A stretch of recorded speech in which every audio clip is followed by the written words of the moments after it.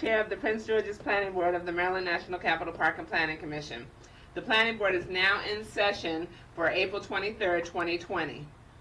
Out of an abundance of caution resulting from the global spread of COVID-19, this is the Planning Board's 5th virtual meeting utilizing online, phone, and video capabilities. During these unprecedented times, the Commission is committed to promoting a healthy environment for the public, applicants, and staff as we continue to with business operations to propel Prince George's County forward. I would like to take a moment to remind everyone of the participation guidelines.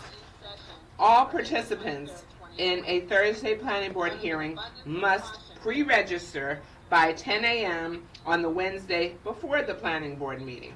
They do this at pgplanningboard.org. Again, pgplanningboard.org. You may also submit comments and supporting documentation. All materials must be submitted also by 10 a.m. on Wednesday before the meeting via email to the Planning Board. That email address, once again, is pgcpb@mncppc.org. Again, pgcpb@mncppc.org. For registered speakers and presenters connecting through a computer, tablet, or smartphone, you can join the meeting with the link provided in the email from the Planning Board office. That is for the registered speakers and presenters. Online participants may be prompted to install GoToMeeting software to participate in the process. Now, to listen or participate in the meeting using a phone line, participants may dial in the call-in number provided via the email. So that is for the pre-registered people. All participants must mute their phones when not speaking. I am asking everyone, if you are not speaking, please mute your phone to reduce feedback. Please do not put your phone on hold. To eliminate audio feedback, only one connected device with sound should be in a room at the same time. Now, the public and those who are not pre-registered may continue to watch the Planning Board meetings streamed live via http://mncppc.iqm2.com. Again, that's http://mncppc.iqm2.com. Persons of record. If you wish to become a person of record, you may sign up on our online web form by visiting theplanningsboard.org, pgplanningboard.org. I must say, we appreciate, on behalf of the Planning Board and the Maryland National Capital Park and Planning Commission, we appreciate your cooperation and support as we keep our planning functions moving forward. We thank all of our participants, our citizens, our applicants, our experts, our planning department, our attorneys, and everyone who participates for your flexibility and your ability to navigate change. As always, we commence our planning boards with a moment of silence for those who have passed on. So I'm going to start in Prince George's County. We want to remember We want to remember Councilmember Denny Taveras, who, as of last count, lost 4 family members in New York to the COVID-19 virus, and also she had 14 remaining family members who were still tested positive. So we want to keep her in our thoughts, Councilmember Taveras and her family in our thoughts. We also want to remember attorney Lansdale Sasser Jr., who at age 93 passed away after practicing law for 6 decades in Prince George's County. He was at the firm of Sasser, Claggett, Channing, and Booker, which was founded by his dad. He also served in the U.S. Coast Guard during World War II, a 2-term delegate in the Maryland General Assembly, 4 years as chair of the Prince George's County delegation, and he was a longtime member of the Prince George's County Bar Association and the Maryland State Bar Association. I knew him well, as did many of us. Very composed, gentle attorney who packed a wallop. We also want to remember the ever-growing number of victims of the widespread coronavirus. Globally, it's 2,667,984 confirmed cases as of April 23rd, 185,819 deaths, In the United States, is 856,386 confirmed cases in the United States. Over 48,000 deaths. In Maryland, we had over 14,775 confirmed cases and 698 deaths. And in Prince George's County alone, as of this morning, we had 4,047 cases and 152 deaths. Individuals impacted in 425. We also want to remember that individuals impacted in the 425 nursing homes across New Jersey, the 17 bodies found at the center in Andover last week, and the 70 total deaths this year, 33 confirmed COVID. We want to remember all of those who've died in the nursing homes as well. They are particularly vulnerable. And also, we want to remember Henry Grimes, age 84, who was the jazz bassist who died in Harlem. He was known as the most admired bass player, one of the most admired bass players. Lee Konitz, age 92, jazz saxophonist, last surviving member of the 1940s Birth of Cool group. Alan DeVio, cinematographer, worked on The Color Purple, E.T., and Empire of the Sun. Sam Clayton, age 58, who was a Jamaican bobsledder, member of the 1988 Winter Olympic bobsled team, inspired by the movie Cool Runnings. We also want to remember the victims of the deadly shootings in Nova Scotia, Canada, where 22 people were killed in 16 separate crime scenes in 5 communities. Mike Buchanan, age 78, who was the local TV reporter and anchor, who died of a heart attack. He was a 33-year reporter and anchor with WUSA Channel 9 in Washington. Also worked for WTOP and WJLA. Brian Dennehy, age 81, 2-time Tony Award-winning actor, one of my faves, known for his movie roles in First Blood, Silverado, Cocoon, Tommy Boy, and FX. Willie Davis, age 85, Pro Football Hall of Famer, first black captain of the NFL Green Bay Packers, in 188 games with the Packers and never missed a game. He led the Packers to 2 Super Bowl wins in 1966 and 1967. Robert Loomis, who was age 93, literary editor who helped publish Maya Angelou's I Know Why the Caged Bird Sings. Tom Lester, age 81, last surviving member of the TV classic Green Acres. Suzanne Roberts, age 98, actress and broadcaster. There may be people out there in our viewing audience or people who are participants today who have members, who have lost members in their family, of which I am unaware. So we wrap our arms around all of you and keep you in our thoughts and in our prayers. If we may have a moment of silence, please.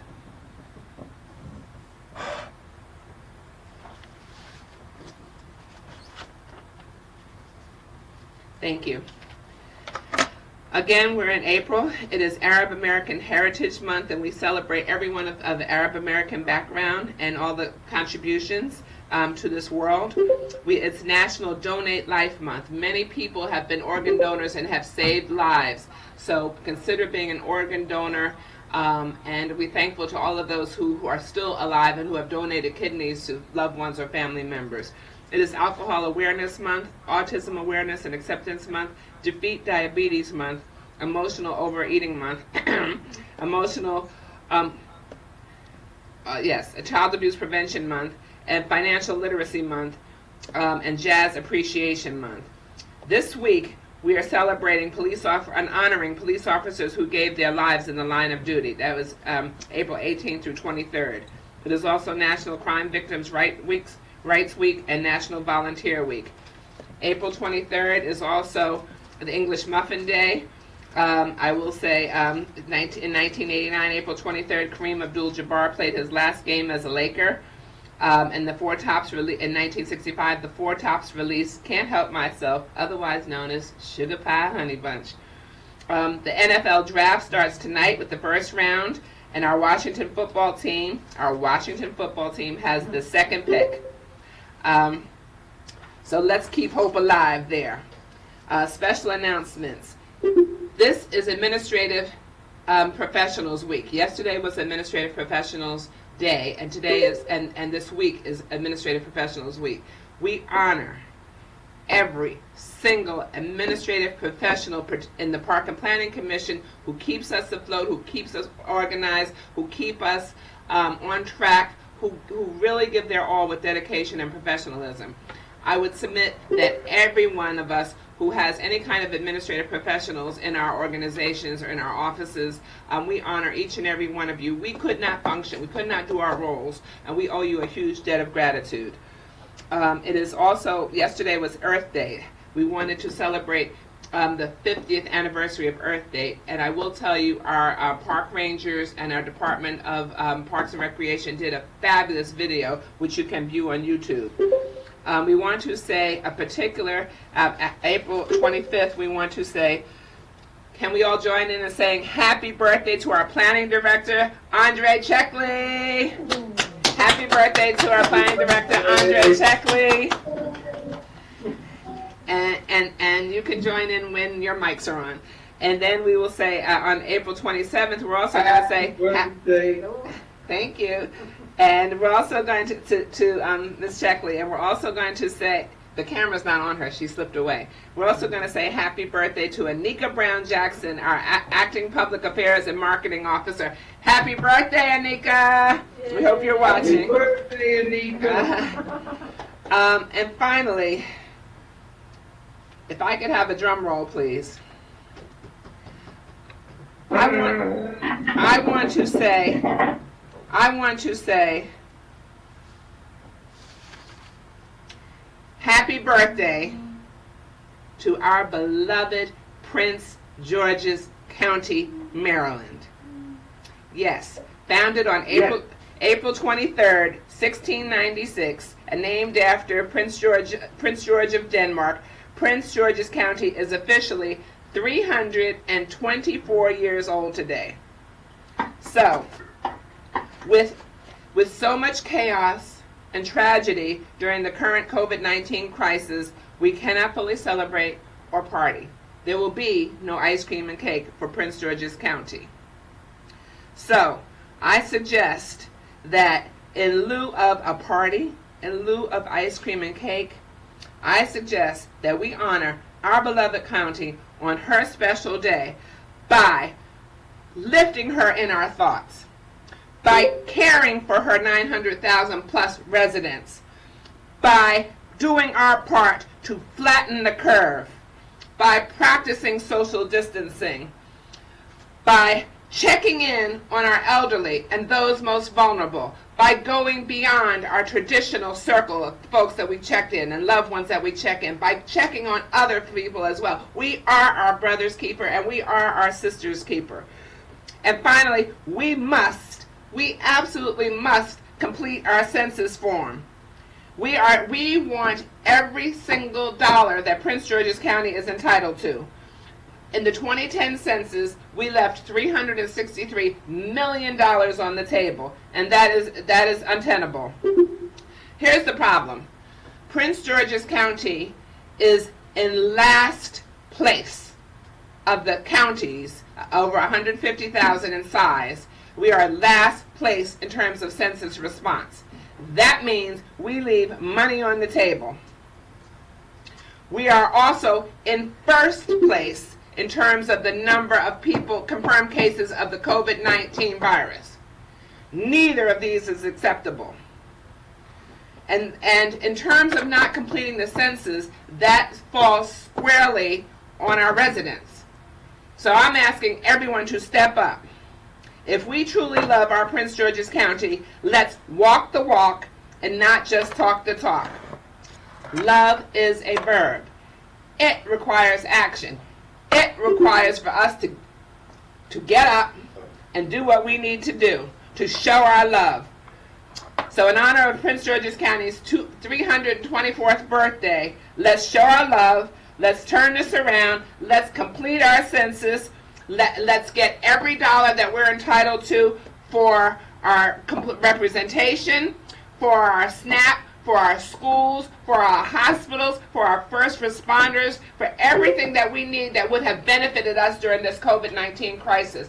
We cannot leave that money on the table. So I'm making sure that every single one of us, you hear us. Let's flatten that curve, practice social distancing, and just keep moving. If we love our Prince George's County, let's show our love. And I'm asking you all, if you are with me right now, let's flatten the curve. Let's practice social distancing. Let's stop with this large gatherings of groups. Large gatherings in our parks or anywhere. No barbecues outside, no large gatherings. Please do not do it. Let's stop now. Show our love for Prince George's County on her birthday. Are you with me? Let me hear it. Yay! Okay. You got the mics off now? Mm-hmm. They're on. I want to hear from folks. Are you with me? Are we going to flatten the curve in Prince George's County? Yes, we are. Are we going to get every dollar that Prince George's County is entitled to? Yes, we are. Okay, that's what I'm talking about. Love is a verb. Let's do this. Yay! Let's do this. Thank you. Okay, I'm going to proceed with our agenda now. I will announce that we have with us today our 3 attorneys. David Warner, Principal Counsel, who will be the lead attorney for this meeting. Deborah Borden, our Deputy General Counsel. Peter Goldsmith, our Senior Counsel. I would want to do a check-in of our Planning Board members. I'm going to do a roll call. Madam Vice Chair? Present. Commissioner Washington? Present. Commissioner Giraldo? Present. Let's flatten the curve. Flatten the curve, that's right. Wait. I have my social distancing cap here. Okay. Yes. Commissioner Dorner? I'm present, but that looks like a Making America Great hat. No, I assure you, and we cannot do politics on this, but I assure you my hat says flatten the curve, and that is all that it says. But it happens to be a beautiful red and white. Okay. Without further ado, I'm going to go to the draft resolutions, and I'm going to ask that everybody please do our part. Please stay safe. Okay, so the next thing we have before us are the draft resolutions and items 4B and 4C. Is there a motion? Move approval, Madam Chair, items 4B and 4C.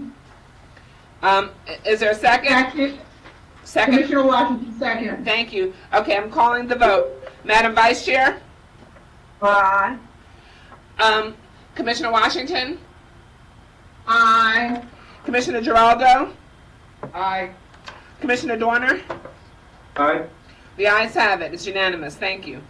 So we're going to proceed in this order. We're going to go forward with item 5, which is the CDP. Then I'm skipping to item 9, which is a final plat.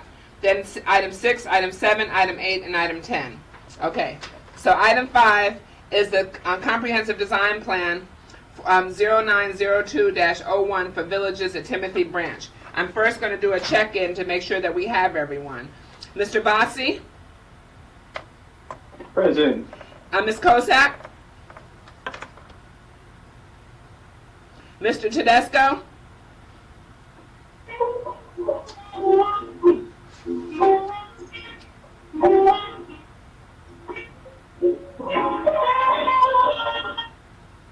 Matt Tedesco?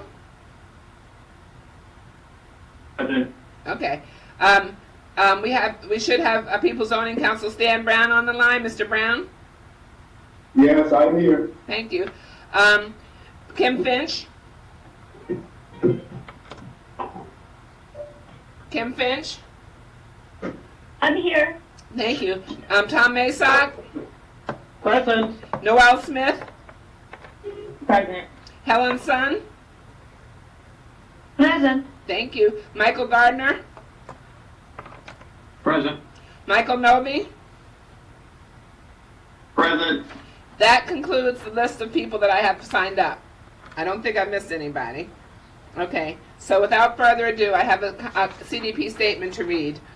This hearing is being held under the general enabling authority of the Land Use Article and Annotated Code of Maryland and conducted in accordance with the specific requirements and procedures of Section 27-516 through 532 of the Prince George's County Code and the Maryland Administrative Procedures Act. The purpose of this hearing is to consider the applicant's submission of a comprehensive design plan proposal and to consider the plan in relation to the criteria set forth in Section 27-521 of the Prince George's County Code. All persons who wish to participate in the hearing should have registered for now. And I'm going to, anyone speaking on this matter, not the representatives, not the attorneys, but anyone testifying needs to take an oath. So I think right now that happens to be Michael Gardner and Michael Novi. And so that would be, in the presence of Almighty God, do you solemnly promise and declare that the testimony you're about to give before this board is the truth to the best of your knowledge and belief? Mr. Gardner. Yes. Mr. Novi. Yes. Okay, thank you. As you know, the proceeding is being recorded, therefore all exhibits are properly marked when they are introduced. But we have exhibits, we have everything we need right now. So let's proceed then. Mr. Bossi?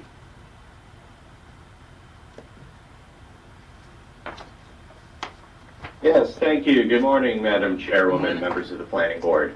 For the record, I am Adabasi with the Urban Design section, and the item before you is number 5 on your agenda.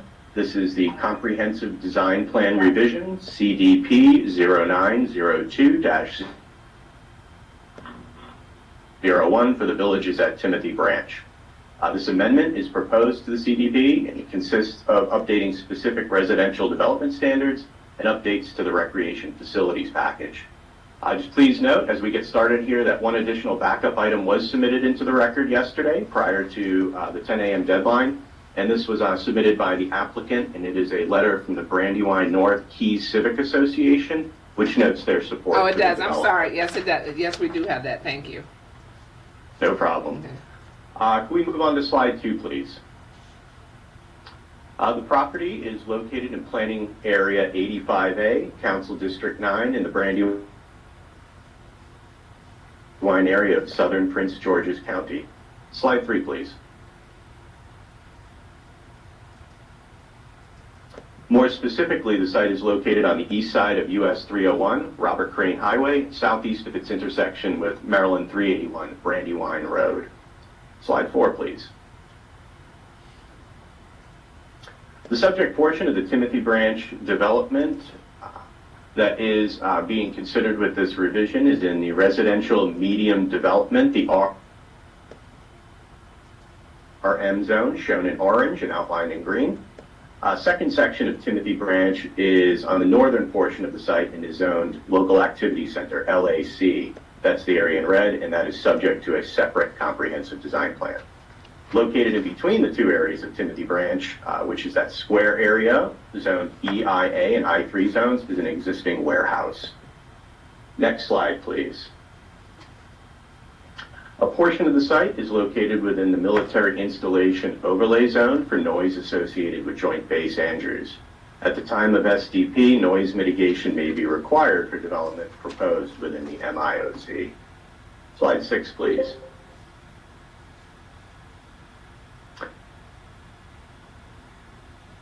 As illustrated in this aerial image, development of this portion of Timothy Branch is already underway in accordance with prior approvals as outlined on page 5 of the technical staff report.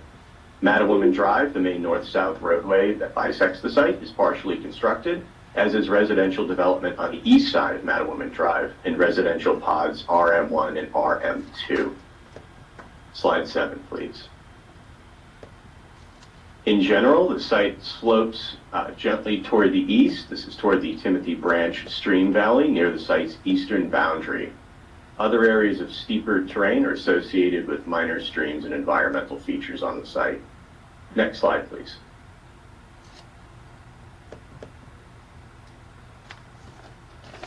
The roadway highlighted in orange that we see here is US 301, which is a freeway in this area. And then bisecting the subject site, as I mentioned, is Mattawoman Drive, shown in red, which is being developed as an arterial roadway. At its northern end, Mattawoman connects with Brandywine Road, Maryland 381, which is a collector, shown in green. And to the south, Mattawoman is shown connecting to proposed arterial right-of-way A55 in red. Slide 9, please. You know, we're actually going to skip over this slide. The subject area is large enough that the bird's eye view doesn't provide any additional information. Slide 10 is shown here. This image is the comprehensive design plan. On this site, as previously mentioned, includes 5 residential development pods. The area outlined in green is where the amended residential development standards will be applicable for the remainder of development. These areas include residential pods 3, 4 on the west side of Mattawoman, and the southern portion of residential pod RM2 on the east side of Mattawoman. These development areas of the site are not already governed by existing SDPs, whereas RM1 and the northern portion of RM2 already are and are subject to those development standards. Single and two-family dwellings are proposed in RM3 and 4, again, part of the area circled in green. And, multifamily development is provided in RM5 in the southwest corner of the property. Residential standard modifications proposed by the CDP amendment are detailed on pages 10 through 13 of the staff report. Modifications are proposed to standards for single-family detached and semi-detached dwellings and generally allow for the establishment of smaller, more narrow, yet deeper lots with larger building footprints on them. In terms of the changes to the recreation facility package, the applicant is proposing 2 amendments. The first is illustrated by the orange dot on this slide, and this is the relocation of a previously approved multi-age playground from the RM5 multifamily area to a central green space in the RM4 area. The applicant has indicated they would provide new private recreation facilities for RM5, the multifamily development, that would be in addition to those required by the prior approval of the CDP. Additionally, as described on page 6 and shown in detail on pages 13 and 14 of the staff report, the applicant has requested to amend the phasing schedule for the completion of recreation facilities. This adjustment will better ensure these facilities are developed in line with corresponding residential development. This adjustment accommodates changes to the overall project phasing that have been made over time. Slide 11, please.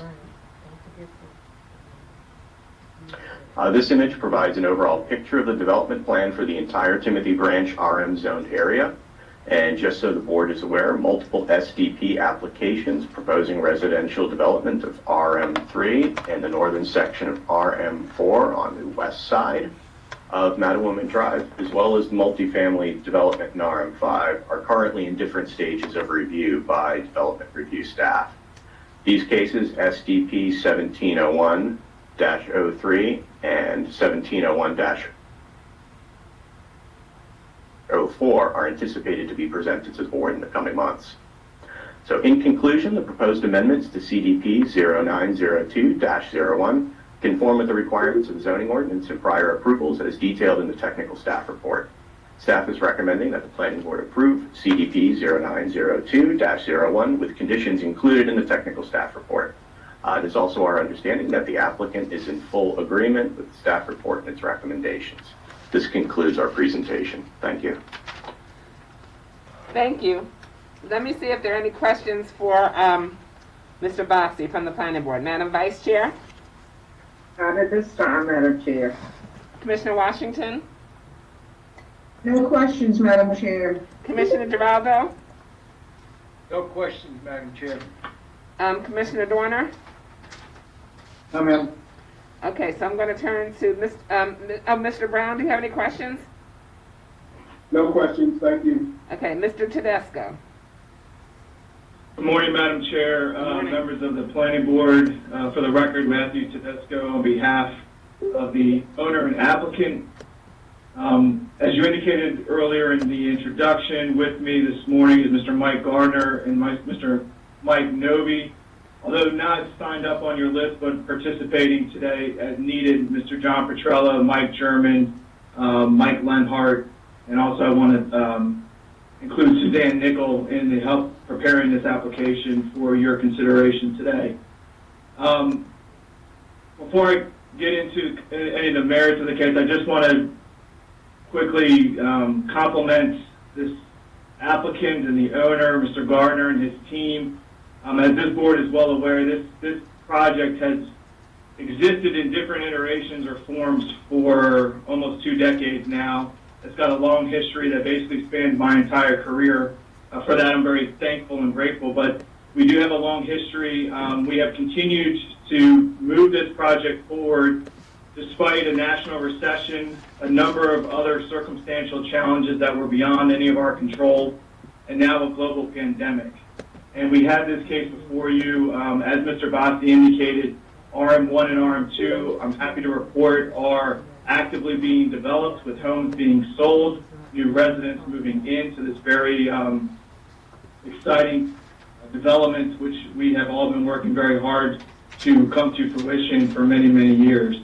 One of the key features of this development is the construction of what we refer to as the spine road, which is A55, which is the main corridor running north and south through the property. That will act as a local service road for residents in the Brandywine area to access the Brandywine Crossing Shopping Center without having to access Route 301 and Maryland 5.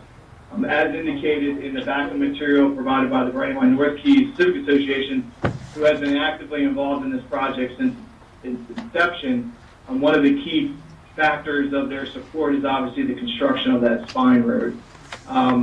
It is more than halfway built. We are currently building the remaining half or less than half as we speak, with a goal of hopefully having that completed by the end of this year with full access for the local residents and the new residents of the Brandywine area to be able to access the commercial centers to the south without having to access 301 and 5. So it is, I just want to highlight those things for the board. I think the board is well aware of the history of this case, but I think it bears repeating just to acknowledge and indicate the time and effort that this particular applicant and owner has gone through to bring this project to its hopeful soon completion. And to that end, you have before you a CDP amendment. I will note that the CDP as originally approved did provide for the ability to make certain modifications to the development standards at the time of SDP, and that's exactly what we did with the first SDP that the board approved in SDP 1701, and later a revision of an 01 revision to that. But in working with your staff, who I want to compliment at this time with respect to their role and involvement in this application, we acknowledge that instead of doing a lot-by-lot kind of piecemeal modification as we go through each of these SDPs, it just made more sense to go back and amend the CDP as we proposed here before you this morning and just clean it all up to make sure that everything's consistent going forward as it's been modified in RM1 and RM2, as well as to make sure there's consistency in the development similar to other projects that this board has recently approved in comprehensive design zones, and particularly the RM zone, which now these modifications line up quite well with. Finally, the other requested modification deals with the rec facilities, and I think Mr. Bossi has summarized that exceptionally well in his staff report. It really is a triggering change with respect to the revised phasing, as well as given the multifamily proposed in RM5, which Mr. Bossi correctly indicated is currently pending and will be before you in a few months. That development will provide its own private amenities in addition to and above what's already required conditionally and proposed with the project.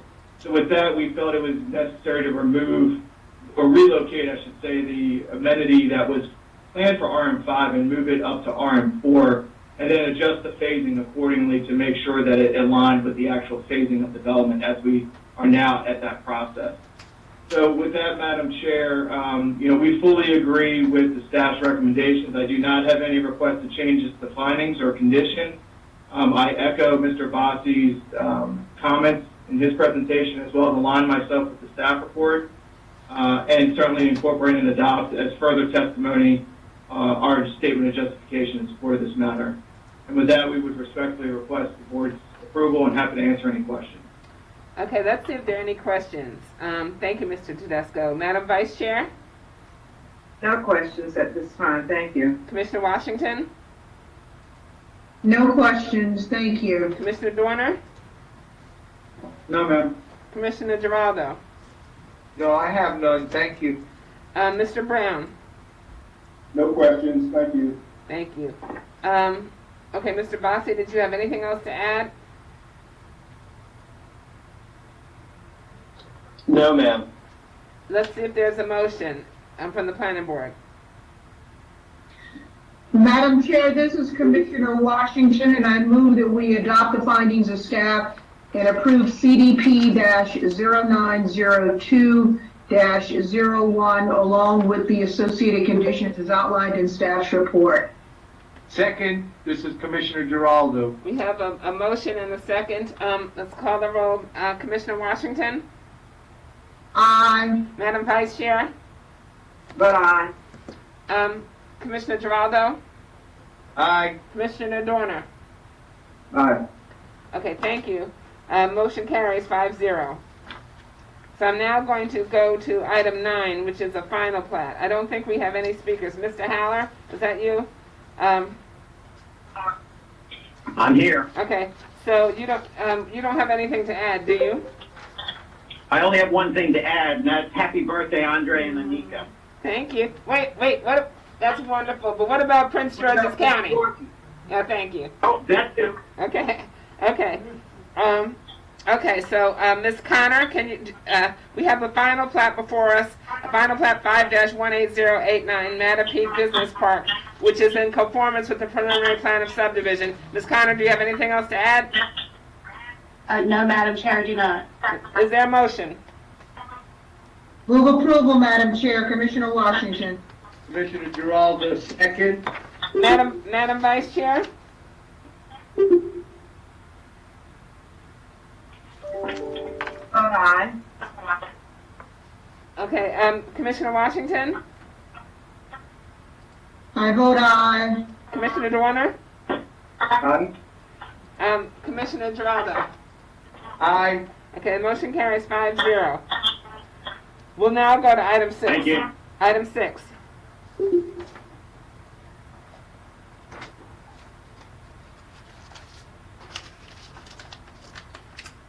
Item 6, we're going to, I'm going to do a roll call. Mr. Diaz-Campbell? Present. Ms. Connor? Present. Mr. Horn? I'm present. Ms. Finch? Here.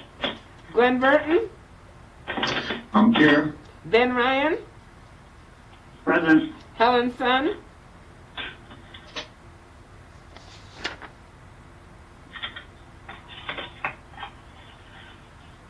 Do we mean Helen Sun or do we mean Helen Asan? Asan. Helen Asan. Okay. Helen Asan? Okay. Okay. All right, Mr. Diaz. Oh, we also have Nicholas Speech, Present. Daniel Gordon,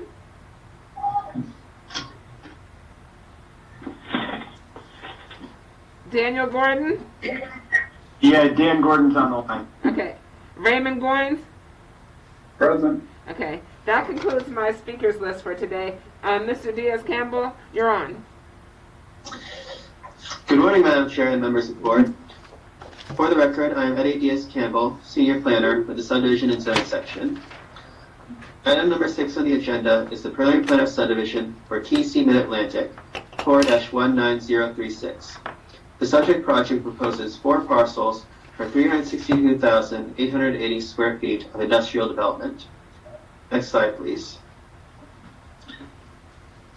Slide 2. The site is located in the central part of Prince George's County within Planning Area 78 and Council District 6. Slide 3, please. More specifically, the site is located on the south side of Westphalia Road, approximately half a mile northeast of Maryland 4. Slide 4, please. The site is zoned mixed-use transportation-oriented, or MXT. To the north of the site is Westphalia Road. Across Westphalia Road from the site are multifamily dwellings in the multifamily medium-density residential zone, as well as the Westphalia Community Center and Westphalia Neighborhood Park in the rural residential zone. To the east of the site is the Parkside development in the residential medium development zone. To the south of the site is a vacant parcel owned by Pepco in the light industrial, or I-1 zone. To the west of the site are various industrial uses also in the I-1 zone. Slide 5, please. The overlay map shows that the site is also in the military installation overlay zone for height and noise. Slide 6, please. The site map shows that the site has a varied topography, but generally slopes downward towards the stream valley in the southern portion of the property. Slide 7, please. The aerial photograph shows that the site is currently occupied by a 142,500 square foot industrial building and associated parking, which are to be raised. The site is also heavily wooded. Slide 8, please. This photo shows another view of the site from an aerial perspective. Slide 9, please. The master plan right-of-way map shows Westphalia Road, Maryland 4, and Rock Spring Drive. It also shows MC 634, a recommended major collector road in the master plan transportation, which passes through the site. Full dedication of the 100-foot right-of-way is proposed in this application. The application is also proffering an extension of a local street within the Parkside development known as Deer Stream Drive, so that it will connect with MC 634. This street has a 60-foot right-of-way. The 3 critical intersections determined to be impacted by the development are shown by the bullseyes on this slide and are further described in detail in the staff report. Based on the results of the traffic analysis, a traffic signal warrant study will be required of the applicant for the site access onto Westphalia Road. Payment into a previously approved Public Facilities Financing and Implementation Program for the intersection of Maryland 4 and Westphalia Road is also recommended. Slide 10, please. The existing conditions plan shows the existing building in yellow, rights of way in blue, and parcel lines in red. The site is currently divided into 2 parcels, a northern parcel 1 and a southern parcel 2. Slide 11, please. The preliminary plan of subdivision shows existing and proposed rights of way in blue and the proposed parcel lines in red. A new, larger parcel 1 will take up the northern portion of the property. Parcels 2 and 3 will be located in the southern portion of the property, separated by the proposed roads. On this slide, you can also see the extension of Deer Stream Drive connecting from the Parkside development.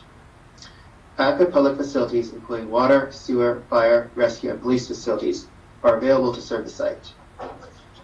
Slide 12, please.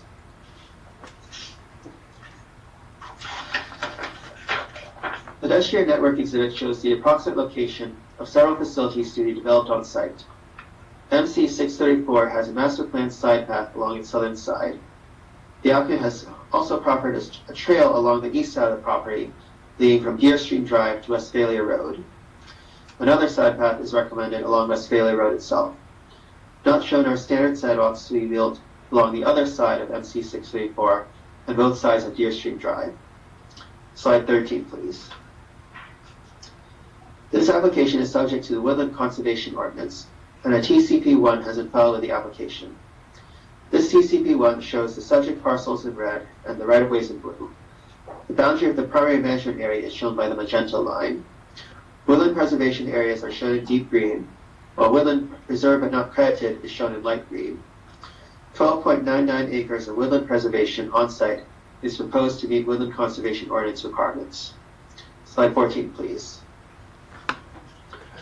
One impact to the primary management area is proposed on the east edge of the site, as shown on this exhibit. Staff is recommending approval of this PMA impact, as set forth in finding 13 of the staff report. Slide 15, please. Because the TCP1 did not show any tree preservation between the proposed building and the Parkside development to the east of the site, staff recommended a 40-foot wide buffer of preserved mature trees on the east side of the site, which the applicant agreed to provide. The alignment of the proper trail between Deer Stream Drive and Westphalia Road will be moved west to accommodate the buffer. In conclusion, the subdivision and zoning staff recommends that the planning board adopt the findings and approve preliminary plan of subdivision 4-19036 TC Mid-Atlantic, as well as TCP 1-011-12-03, subject to conditions contained in the staff report. This concludes staff's presentation. Thank you, Mr. Diaz-Campbell. Let's see if there are any questions. Madam Vice Chair? No, thank you. Commissioner Washington? No questions. Commissioner Dorner? No, ma'am. Commissioner Giraldo? None, Madam Chair. Okay, Mr. Horn? Good morning, Madam Chair, members of the planning board. For the record, Arthur Horn, of the office of Shipfield Horn. Good morning. Morning. Also, Mr. Checkley, Plan Director, happy birthday to you. I'm here representing the applicant, TL Mid-Atlantic Development 2, Inc., and also the Cambridge Place at Westphalia, LLC. Represented, Madam Chairman, as you indicated, Mr. Mattioli, Stephen Mattioli, Mr. Dan Gordon, Mr. Ray Goins. Our civil engineer in the case from Bowler, Mr. Nick Speak, is involved. I didn't hear a name, but Myra Gansler, also a Bowler, is a part of the team, and as well as our Linhart traffic consultant, Mike Linhart. Madam Chairman, I like the cases in front of me. We're here agreeing with the staff's findings of facts and conclusions of law. This case probably seems familiar to the planning board because just in November of 2018, we came before this board who approved a plan for the industrial building of 349,860 feet. And as I did my math, this case, of course, is for 362,880 square feet. That's only a difference of 13,000 square feet. So pretty much everything stays the same. The location of the proposed building moved from parcel 2 to parcel 1. And again, the property was subdivided from 2 parcels to 4, as Mr. Diaz-Campbell indicated. And as you know, the reason why we proceeded with this application is though it's in the MXT zone, the previous building there was the Pepco building. It is in the military installation overlay, and residential is simply not appropriate at that particular location within the site. And so therefore the industrial is more appropriate for that. The council recognized that and has provided legislation to allow that to occur. Madam Chair, we want to thank Mr. Diaz-Campbell and Ms. Connor for going through the staff report and their recommendations. You know, it's very unusual. We don't have any proposed changes, and I'll just say we did talk quite a bit about condition 10 that references what happens in the future with reference to some of the bicycle and pedestrian uses. And that condition, as you may know, refers to these things being subject to Prince George's County DPI, because just like we did with the previous hearing, we met with DPI beforehand, and those MC, though the master plan road is coming, as it's currently designed, it's through the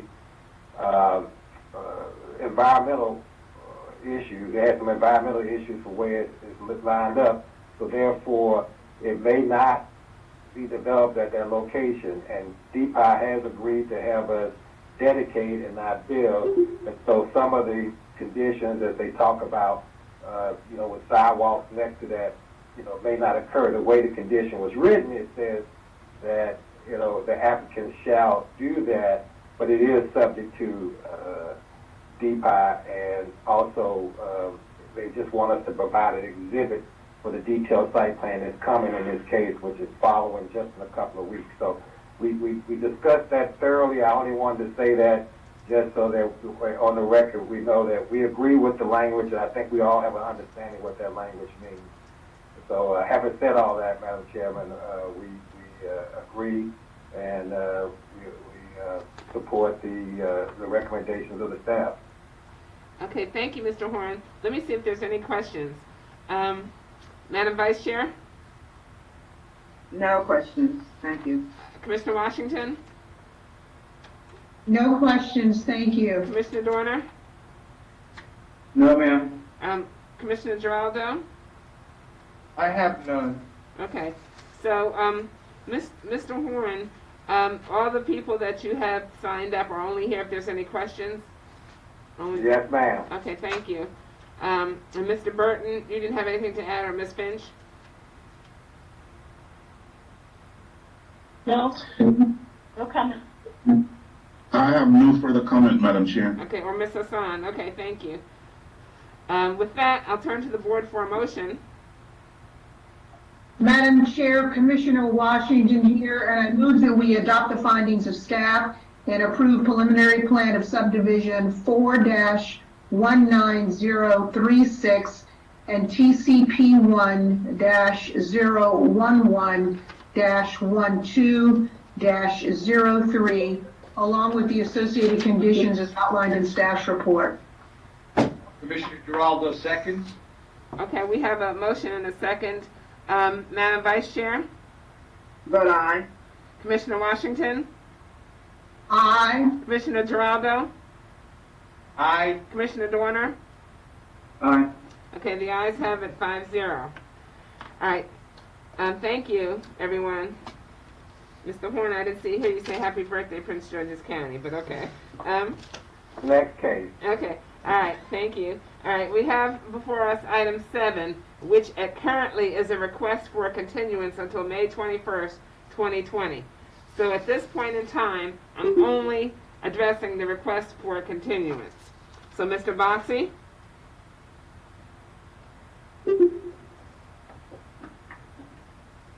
Yes, Madam Chairwoman, thank you. For the record, Adam Bossy with the Urban Design Section. Well, you know what? Let me make sure I have, excuse me, I- Mr. Bossy, let me make sure I have everyone.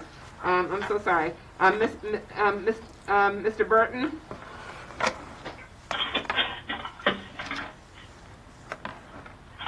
Mr. Burton?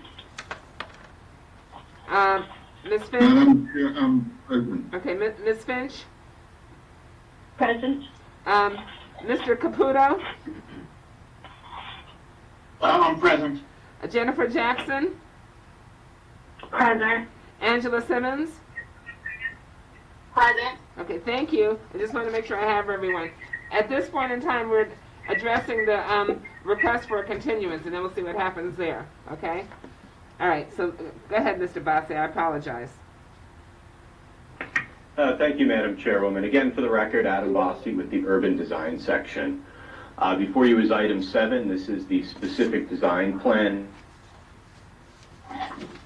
SDP 1802 for Brandywine Village Commercial. And in a memorandum dated yesterday, April 22nd, the applicant's representative, Mr. Arthur Horn, requested a continuance of the planning board hearing for this case from today, April 23rd, to May 21st, 2020. The applicant noted that this continuance is necessary to allow time for the district council to issue their decision on the underlying CDP revision. That was CDP 1201-01. This revision was heard by the council on March 9th. And then the following day is when the council suspended the operations of the district council, I believe until at least May 16th. So in addition to the continuance request, the applicant will also need to request an extension of the mandatory action timeframe for this case, which is also tolls today. With that said, Madam Chairwoman, staff does support this request to continue the case, but is also prepared to discuss it today if that's the pleasure of the board. Thank you. Okay, thank you. Let's see where the board is on this. Okay, first of all, Mr. Horn?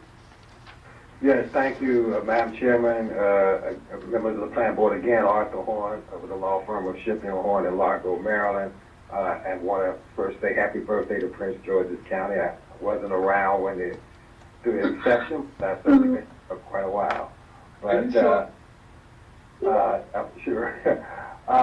Madam Chairman, we also were prepared to move forward, and certainly want to thank Mr. Bossy and his team for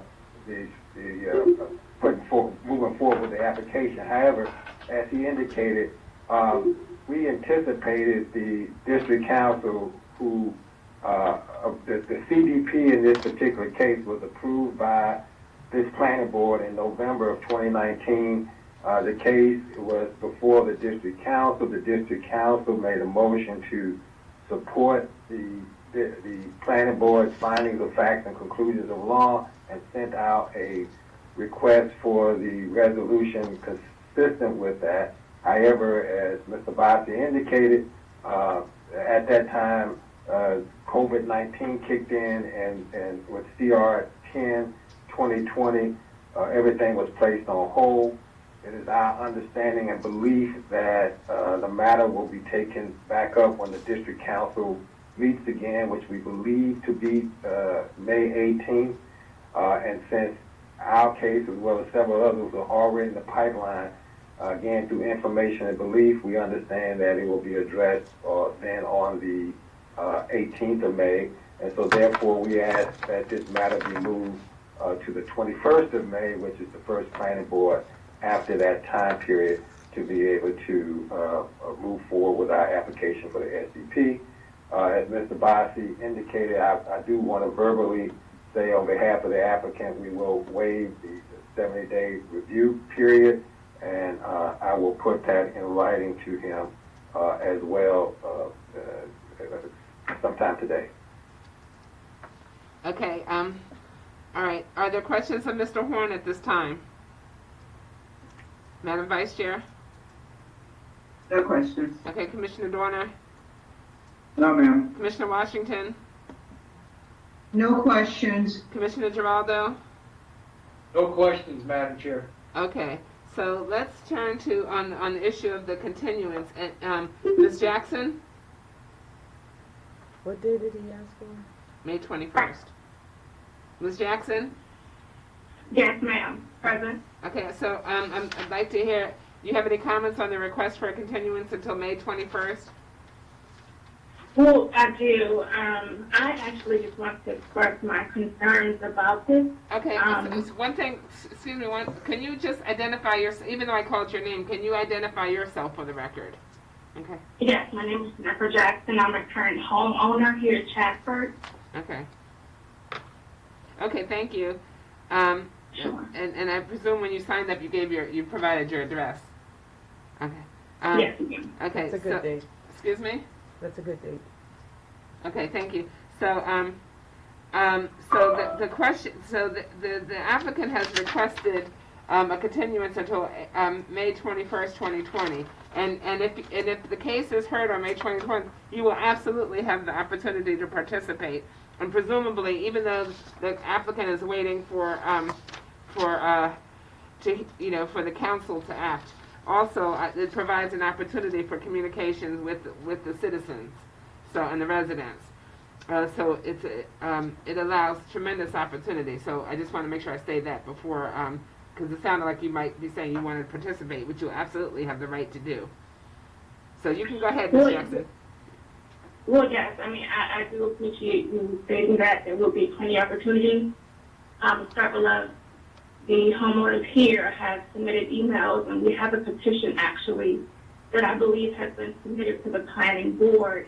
We just want to make sure that you all are aware of our concerns about this development. We actually oppose it because of the proximity. Ma'am, but right now, we're not, we do have the petition, and I will address that, but I do want to make sure that I can't get into the substance while we're entertaining the request for a continuance. You will, if we go when we go forward with the case, you will have the opportunity to present, and you will have the opportunity to submit anything that's relevant to the case. But I do have that you're opposed, but I can't go into the reasons why while we're addressing the continuance. That will be addressed at a hearing. So I want to get your position on the continuance. Whether I agree or disagree for it? I mean, I agree. It'll give the neighbors more time. Okay. Okay. Thank you very much for that. Ms. Simmons? Yes, Madam Chair. Can you please identify yourself for the record as well? My name is Angela Simmons, and I am a homeowner of Chatsworth Development. And thank you so much. Can you state your position with regard to the request for a continuance until May 21st? Agree. Thank you so very much. That concludes the sign-up. We do have exhibits that were submitted. We have the letter from Mr. Horn requesting the continuance. We have the opposition email from Jay Balamani with attachments, which we will come back to during the substantive hearing. We have the plan sheet with the sidewalk exhibit and the left turn lane from Dewberry and in the record. We have proposed edits to staff conditions as submitted by Mr. Horn, and we have the petition that was just referenced by Ms. Jackson. And we will address those in the substantive hearing. With that, that concludes the sign-up list. Is there a motion to continue to May 21st? Madam Chair, this is Commissioner Giraldo. I move that we grant a continuance in SDP 1802 to the new date of May 21st, 2020. Second, Bailey. We have a motion and a second. Is there any discussion? Commissioner, Madam Vice Chair? But aye. Commissioner Washington? Aye. Commissioner Giraldo? Aye. Commissioner Dorner? Aye. The ayes have it unanimous. Thank you so very much. Okay. So with that, we'll go to item 8, which is the January 2020 cycle of amendments for the water and sewer service area changes. Okay, now let me do a head count for this. Ms. Thompson?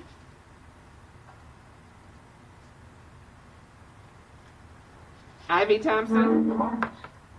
Can you hear me? Yes. Hello? Yes. Okay. Okay, so you're present. Ms. Chalice? I'm present, thank you. We have no one else signed up on this matter. Okay, so Ms. Thompson, you're on. Good morning, Madam Chair, members of the Planning Board. For the record, I'm Ivy Thompson of the Countywide Planning Division. This is a review of the requested amendments to the 2018 Water Sewer Plan for the January 2020 cycle of amendments. Staff is seeking permission to transmit comments to the Prince George's County Council. Council Resolution CR-11 2020, introducing the January 2020 cycle of amendments, was presented to the Prince George's County Council at their March 23, 2020 County Council meeting. Per the Environment article of the Annotated Code of Maryland and the adopted 2018 Water and Sewer Plan, the Planning Board is required to provide comments to the County Council on CR-11 2020. The public hearings for the January 2020 cycle amendment was held on April 20th, 2020, and the County Council Committee of the Whole will discuss the County Executive's recommendation during their April 28th, 2020 meeting. The Planning Department staff reviewed one property. Oh, I'm sorry, next slide. Skip that one as well. Sorry about that.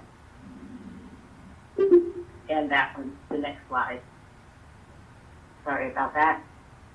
The Clemens property, and the Clemens property is located at 10215 Livingston Road in Fort Washington. The request is for an existing single-family dwelling. The home is currently uninhabited due to its failed interim septic system and requires connection to the public sewer as its most viable option. The property is located within the Chesapeake Bay critical area where the septic systems are not to be further permitted. The county executive's recommendation is to advance to sewer category 3 to community system. The property was developed and programmed for public sewer service prior to the adoption of Plan 2035 and is therefore grandfathered.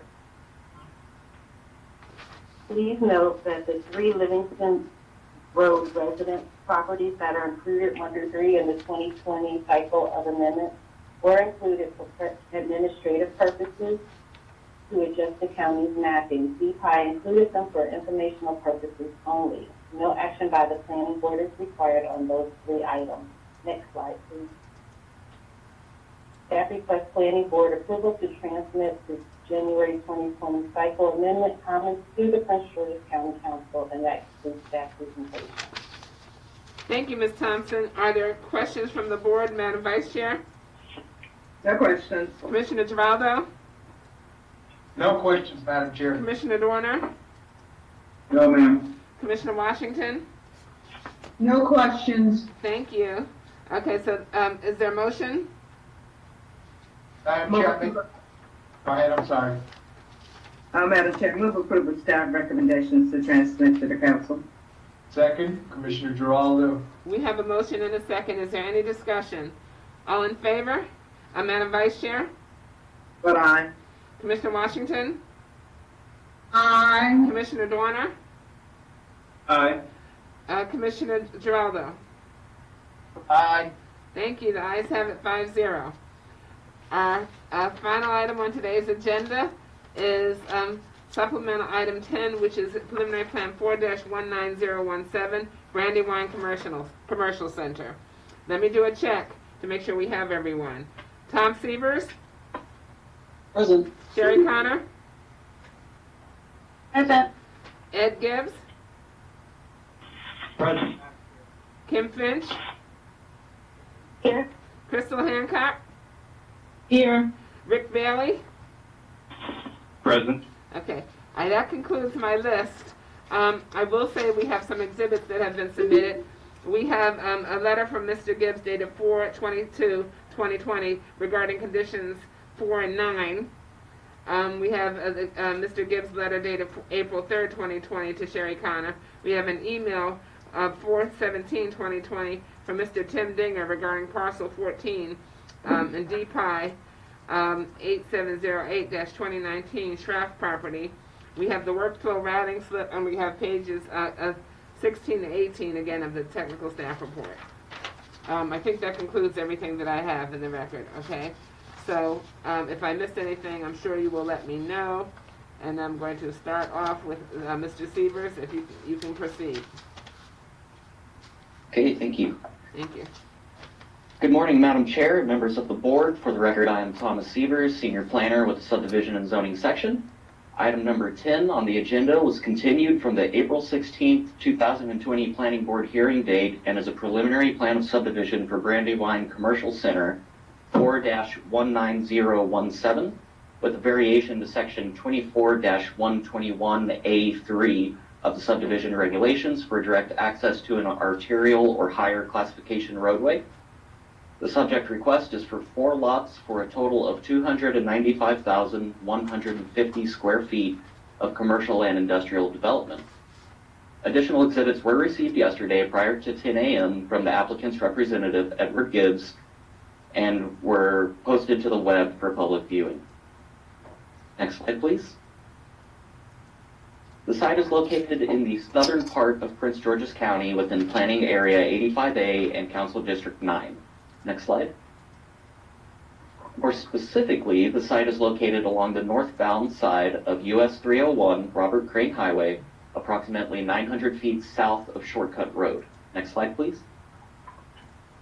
The subject site is located in the light industrial I-1 zone, and it is bounded to the west by the right-of-way of US 301, to the north by industrial uses in the I-1 zone, and to the east and south by the wooded land in the residential medium development RM zone to be developed as part of a larger residential subdivision known as the Villages at Timothy Branch. Next slide, please. The aerial photograph shows that the subject site is vacant and wooded and also shows the surrounding properties and roadways. Next slide, please. The site map shows that the topography on the site is fairly level, but gradually slopes to the north. Next slide, please. The master plan right-of-way map shows the master plan freeway, Maryland 301, abutting the site to the west. Next slide, please. This map shows the critical intersections that were included in the traffic study, denoted by yellow numbered boxes. Intersection number 2 denotes the proposed right-in, right-out intersection at the site entrance. Contribution into the Brandywine Road Club, which supports transportation improvements in the area, is required as a means of finding transportation adequacy for this site. Therefore, adequate transportation facilities will exist to serve the proposed subdivision, subject to the conditions provided in the technical staff report. Next slide. The bird's eye view shows another angle of the subject property. Next slide. Preliminary plan of subdivision 4-19017 shows the subject property with 4 proposed lots outlined in red and a 22-foot wide private access easement in orange, which will serve as consolidated access for all 4 lots. A variation pursuant to section 24-121A3 of the subdivision regulations for direct access to an arterial or higher classification was submitted with this application. The variation requests direct access with right-in, right-out movements to and from Maryland 301, which is outlined on pages 10 to 12 of the technical staff report. Staff supports the variation request. The cul-de-sac highlighted in blue at the north end of the property is to be dedicated as public right-of-way for the future extension of an industrial roadway to the north of the site. Roadway dedication in this area is recommended to provide future access to the site once the remainder of the future roadway is dedicated from properties to the north. Water and sewage, police and fire, and rescue facilities are found to be adequate to serve the subject site. Next slide, please. The tree conservation plan delineates woodland, the hatched area, that is to be retained but not credited toward the woodland conservation ordinance requirements. The subject site proposes to meet the conservation requirements with 4.95 acres of off-site woodland conservation credits. In conclusion, the subdivision and zoning staff recommends that the planning board adopt the findings and approve Brandywine Commercial Center 4-19017 and variation to section 24-121A3, subject to the conditions contained in the staff report. Staff has discussed the modification to condition 9, which will be presented by the applicant, and staff is in agreement with the revised language. This concludes staff's presentation. Okay, I just want to take a moment. Thank you so much, Mr. Severs. Okay, Madam Vice Chair, any questions? Not at this time. Commissioner Dorner? No, ma'am. Commissioner Washington? No questions, thank you. Commissioner Giraldo? No, Madam Chair, I don't have any questions. Okay, thank you. Mr. Gibbs, you're on. Thank you very much. Good morning, Madam Chair, members of the Planning Board. Edward Gibbs, an attorney with offices in Largo, and happy to be here today representing the applicant Generation Properties. Mr. Rick Bailey is, of course, signed up and is on the line, but only to answer any questions that anyone may have. He will be the developer ultimately of the land area, which is the subject of this preliminary subdivision plan. Mr. Bailey was a founding partner of Mark Properties, which has for many years been developing residential, commercial, and industrial properties in Prince George's County, Charles, and Calvert counties as well. And they have a long history. A couple of personal comments. Of course, happy birthday to Andrea and Annika and to Prince George's County. Nice to see you there, Andrea. And I'm glad everyone is well. And then another personal comment is just, on behalf of myself and all of my clients, I really, truly want to thank all the members of the Planning Board and all of the staff members of Park and Planning for the extraordinary efforts which are being expended to make sure that business goes on in as near normal a fashion as possible under these most difficult circumstances. I want you to know that we truly appreciate everyone's efforts down there. Everyone's accessible, and the board is just extraordinary to see business go on like this. So we really appreciate it. The only other thing I'd like to say, the comments in my letter relative to condition 4 were merely explanatory in nature.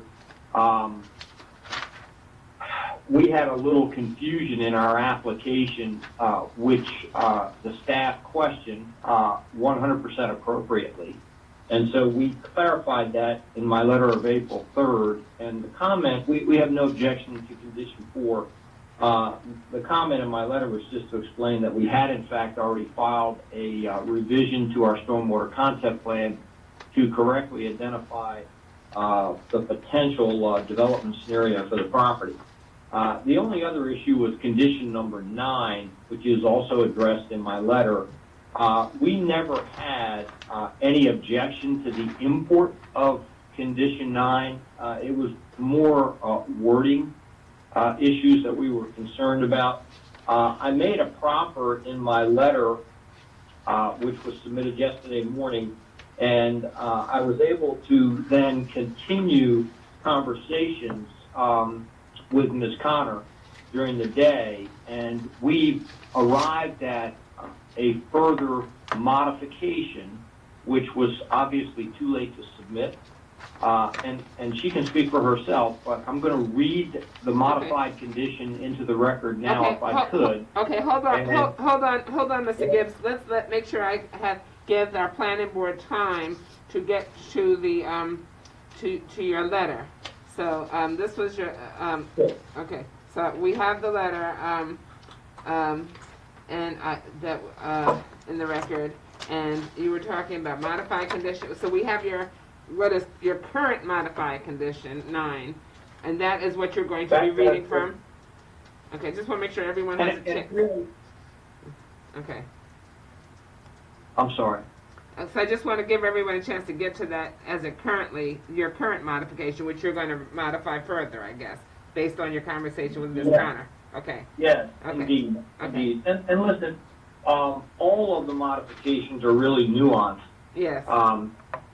But I would like to read the final revised condition, which I believe your staff concurs with, Okay. and just read it into the record as Okay. follows, quote, prior to the acceptance of any detailed site plan, the applicant shall provide an exhibit that illustrates the proposed location, limits, specifications, and details of the pedestrian and bikeway facilities which are proposed to meet pedestrian and bicyclist adequacy on site throughout the subdivision, consistent with section 24-124.01F. Okay. So Mr. Gibbs, I was trying to write it, but when you got to the end, I couldn't write that fast. So I'm going to ask you to read again. So we're changing approval back to acceptance, and you're inserting proposed location. So if you can read it again, okay? Surely. Sure. Prior to the acceptance of any detailed site plan, the applicant shall provide an exhibit that illustrates the proposed location, limits, specifications, and details of the pedestrian and bikeway facilities which are proposed to meet pedestrian and bicyclist adequacy on site throughout the subdivision, Okay. consistent with section 24-124.01F. Got it. Thank you. Okay. Thank you. And so now let's go back to item 4, was just for explanatory purposes to say that Yes, you've already yes. submitted. Okay, go ahead. Yes, that's correct. We did not propose any change to condition 4 or to any other condition recommended by staff. Okay, thank you. Okay. Mr. Severs or Ms. Connor? Well, Mr. Severs. Yes, ma'am. So you're in agreement with this? Yes, ma'am. Okay. Staff is in agreement. Okay, with the further revision to condition 9. Okay, thank you. Yes, ma'am. Okay, so Ms. Finch, do you have anything to add? No comment. Mr. Hancock? No comments, Madam Chair. Okay, so let me see if the board has any questions of anyone thus far. Okay, Madam Vice Chair? No questions. Commissioner Washington? No questions, Madam Chair. Okay, Commissioner Dorner? No, ma'am. Commissioner Giraldo? None, Madam Chair. Okay, so at this point, if there's nothing else for anyone to add, we'll entertain a motion. Madam Chair, this is Commissioner Washington, and I move that we adopt the findings of staff and approve preliminary plan 4-19017, variation from section 24-121A3 and TCP 1-004-2020, along with the associated conditions as outlined in staff's report. And condition number 9 is further modified, and that's read into the record by Attorney Gibbs. Second, Bailey.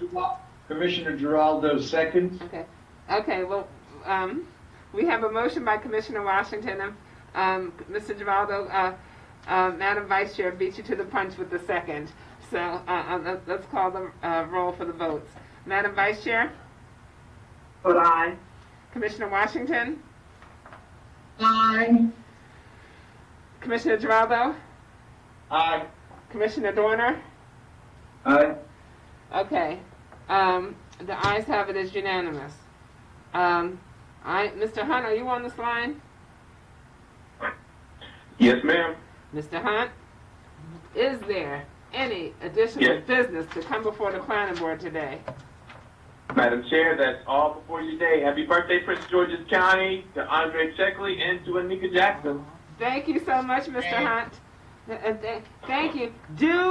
Everyone do what you need to do. We celebrate Andre Checkley. We celebrate Anika Jackson. Please stay safe, everyone. But if you love Prince George's County, let's show some self-love. Complete your census. Stay safe. Practice social distancing. Stop all these gatherings. Flatten the curve. Do what you need to do to honor Prince George's County and all 900,000 plus residents. Do not leave any money on the table. Thank you. Planning board is adjourned. Thank you. Bye.